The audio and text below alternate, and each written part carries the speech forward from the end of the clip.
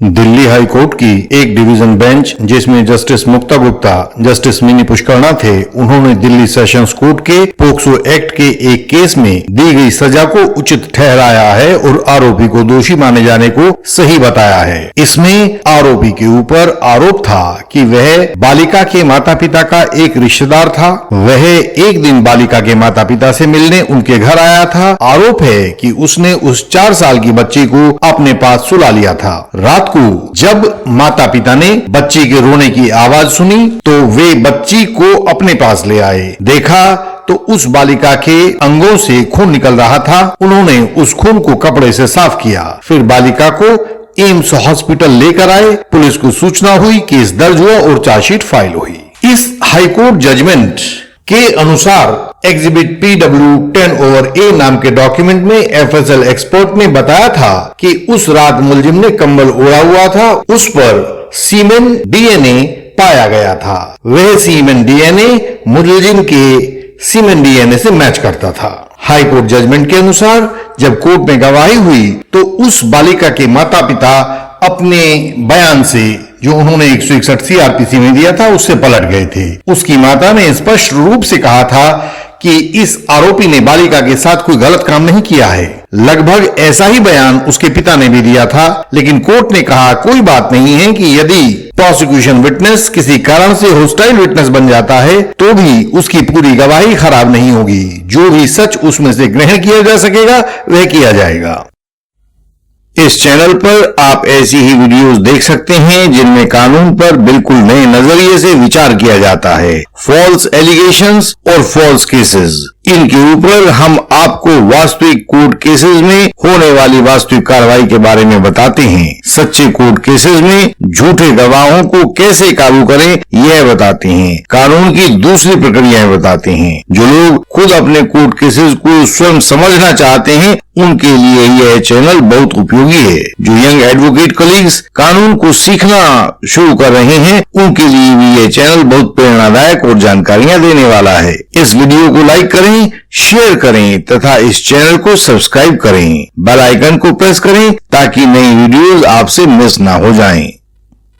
पूरे निर्णय को पढ़ने से लगता है कि सेशंस कोर्ट तथा हाई कोर्ट दोनों ही इस बात से पूरी तरह संतुष्ट थे कि यदि आरोपी का सीमेन DNA उस कंबल पर मिल जाए जो आरोपी ने उस रात ओढ़ रखा था तो वह इस बात का अकाट्य प्रमाण है कि आरोपी ने उस बालिका के साथ आरोपित कृत्य किया था। दोनों कोर्ट्स का कहना था कि FSL रिपोर्ट में बायोलॉजिकल एग्जामिनेशन में लिखा हुआ था कि human semen was detected. High court judgement में लिखा गया है the DNA profile of the human semen as was detected on the blanket that was seized from the spot matched with the DNA profile of the blood of the accused। अपने judgement के final portion में high court ने लिखा है विद्वान trial court यह मानने में जस्टिफाइड था कि पीड़िता के बयान ना हो पाना प्रोसिक्यूशन केस के लिए घातक नहीं है, क्योंकि रिकॉर्ड पर पर्याप्त साइंटिफिक एविडेंस उपलब्ध है। रिकॉर्ड पर साक्ष्य उपलब्ध है कि कंबल पर सीमेन मौजूद था जो कि आरोपी का था। अंततः विद्वान ट्रायल कोर्ट ने ठीक ही माना है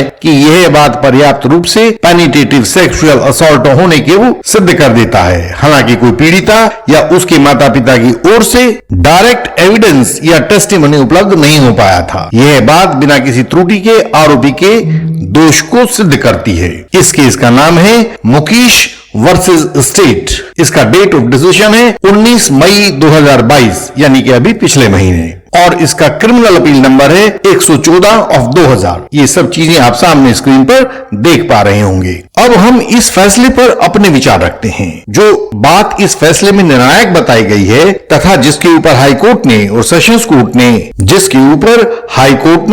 कोर्ट की बड़ाई भी की है, वह हमारी निगाह में बहुत भ्रमित करने वाली बात है। हमने इस चैनल पर अनेक ऐसी वीडियोस बनाई हैं और दिखाई भी हैं, और उससे भी अधिक हमने जीवन में FSL एक्सपर्ट्स को क्रॉस एग्जामिन किया है। हमने ऐसे असंख्य FSL रिपोर्ट्स को देखा है जिसमें बायोलॉजिकल एग्जामिनेशन के तहत लिखा हुआ था कि ह्यूमन सीमेन वाज डिटेक्टेड। हमने FSL रिपोर्ट्स के ऐसे नमूनों को जिनमें ह्यूमन सीमेन वाज डिटेक्टेड, उनको लेकर कोर्ट में आए FSL विटनेसेस से 4 सवाल पूछे और वे लड़खड़ाने लगे। ऐसी रिपोर्ट्स एक महान साइंटिफिक घोटाले के तहत बनाई जाती हैं। ना ही तो यह बात हाई कोर्ट जजमेंट में लिखी है और ना ही जिक्र है कि सेशंस कोर्ट जजमेंट में लिखी हुई थी कि यह बात बताने के लिए कि कंबल पर ह्यूमन सीमेन वाज डिटेक्टेड कौन कौन से आइडेंटिफाइंग टेस्ट किए गए थे। पूरे हाई कोर्ट जजमेंट में कहीं भी नहीं लिखा है कि acid phosphatase test, Christmas tree test या RSID टेस्ट में से कौन सा टेस्ट करके यह पता लगाया गया था कि कंबल पर human semen was detected. FSL वाले लोग इस तरह के सिद्धांत लिखने में कि ह्यूमन सीमेन वाज डिटेक्टेड, वे आमतौर से पुलिस का सहारा लेते हैं। देखते हैं कि 376 का केस है तो लिख देते हैं। कभी भी मैंने किसी केस में इन टेस्ट को होते हुए नहीं देखा है, तो इसमें हुआ होगा यह मानने का मेरे पास कोई कारण नहीं है। हाई कोर्ट जजमेंट भी इस बात पर पूरी तरह से चुप है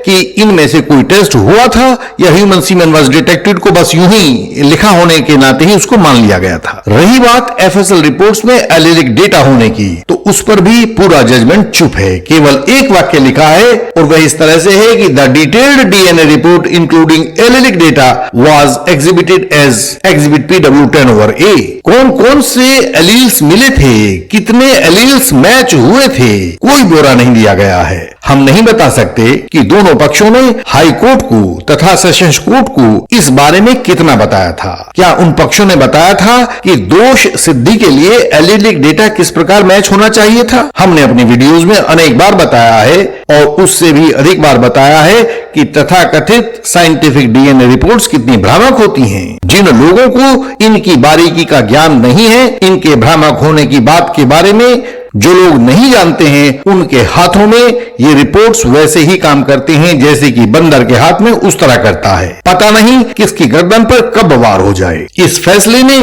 कानून के अनेक छात्रों में भय को भर दिया है। ना ही तो हाई कोर्ट के सामने और ना ही सेशंस कोर्ट के सामने कहीं भी यह आर्ग्यू किया गया कि यदि कंबल पर आरोपी का सीमेन DNA मिल जाता है तो इसका अर्थ यह भी तो हो सकता है कि उस रात उस आरोपी को नाइटफॉल हुआ हो। कहीं भी यह आर्ग्यूमेंट नहीं किया गया लगता है दोनों पक्षों में से किसी भी पक्ष ने कि यदि आरोपी के ब्लैंकेट पर सीमेन DNA प्राप्त होता है तो इसका अर्थ यह भी तो हो सकता है कि उसने उस रात मास्टरबेट किया हो। दोनों पक्षों ने ऐसा किस आधार पर दोनों कोर्ट्स के सामने कहा कि कंबल पर DNA या सीमेन मिलना केवल तभी संभव है जब पीड़िता के साथ दुराचार किया गया हो। ऐसा लगता है कि दोनों कोर्ट्स के सामने जो भी दोनों पक्ष थे वे केवल एकांगी बात कोर्ट्स को बता रहे थे और कोर्ट्स को गुमराह कर रहे थे। यदि कोर्टों के फैसलों में संबंधित पक्ष पूरी बात कोर्ट के सामने नहीं रखेंगे तो ये फैसले अदालतों को कत्लगाहों में तब्दील कर देंगे। किसी भी अकड़ बकड़ बम्बे वो वाली बात को साइंटिफिक एविडेंस कहकर अदालतों को गुमराह कर दिया जाएगा और अगर ऐसा कर दिया जाएगा तो कुछ भी जजमेंट आना संभव है। सभी कानून के छात्रों को आज भी राजा नंद कुमार का ट्रायल पढ़ाया जाता है जिसमें उस फैसले का केवल इतना ही जस्टिफिकेशन था कि उसे तत्कालीन सुप्रीम कोर्ट ने पास किया था। इसके अलावा उसमें कोई बात ऐसी नहीं थी जो कि किसी भी अच्छे कानूनी फैसले में होनी चाहिए। इसलिए सब छात्रों को राजा नंद कुमार का ट्रायल पढ़ाया जाता है कि कभी भी ऐसे फैसले का हिस्सा मत बनना जैसा राजा नंद कुमार का ट्रायल था। यह बात रूल ऑफ लॉ के लिए बहुत फंडामेंटल है, आधारभूत सिद्धांत है। मुकेश वर्सेस स्टेट को पढ़कर हमें यही लगा कि सब कानून के छात्रों को, अध्यापकों को, रिसर्च स्कॉलर्स को, विद्वानों को, वकीलों को, जजों को और आरोपियों को भी यह मनन करना होगा कि हम बुनियादी रूप से राजा नंद कुमार के ट्रायल वाली कानूनी स्थिति के मुकाबले कितना कानूनी विकास कर चुके हैं। इंडियन लीगल सिस्टम में हमने आपके जीवन और आपकी हिफाजत का प्रण लिया है। हम झूठे आरोप से आपकी कानूनी रक्षा करते हैं। आप यंग एडवोकेट कलीग्स हों या फॉल्स एलिगेशन वॉरियर हों, हम आपको कानून का सही रास्ता सुझाते हैं। Bail, cross examination, application, reply, statements या कोई भी अन्य कानूनी पेच जो आपको परेशान कर रहा है वह आप हमें बताएं, हम आपको उसका हल भेजते हैं। मुश्किल कोई भी हो, वह कहीं भी हो, हम दिन रात मेहनत करके उसका समाधान आपके लिए खोज देते हैं। हमारी वेबसाइट है indianlegalsystem.org। आप उस पर बहुत महत्वपूर्ण जानकारी अपनी सरल भाषा में पा सकते हैं। आप इस वेबसाइट पर जाएं, उसका अध्ययन करें और हमारे सदस्य बने। हमसे संपर्क का तरीका सामने स्क्रीन पर दिया गया है। आप इसे हर एक वीडियो के डिस्क्रिप्शन में भी देख सकते हैं। बेहतर तरीका यह होता है कि आप हमें व्हाट्सएप मैसेज करें या व्हाट्सएप कॉल करें। व्हाट्सएप कॉल संपर्क का सबसे बेहतरीन तरीका है। मिलने के लिए ऐसे ही अपॉइंटमेंट भी ले सकते हैं। इस चैनल की सभी वीडियोस को देखें। हर एक वीडियो में झूठे आरोप से बचाव के लिए कोई न कोई युक्ति सुझाई गई है जो आपको एक नई राह दिखाएगी। आप इनसे अवश्य कुछ सीख सकेंगे। हमारी इस वीडियो को लाइक करें, शेयर करें और इस चैनल को सब्सक्राइब करें। सामने दिए गए बेल आइकन को प्रेस करें ताकि कोई भी वीडियो आपसे छूट ना जाए। हम आपसे अगली वीडियोज में फिर मिलेंगे। तब तक के लिए प्रणाम।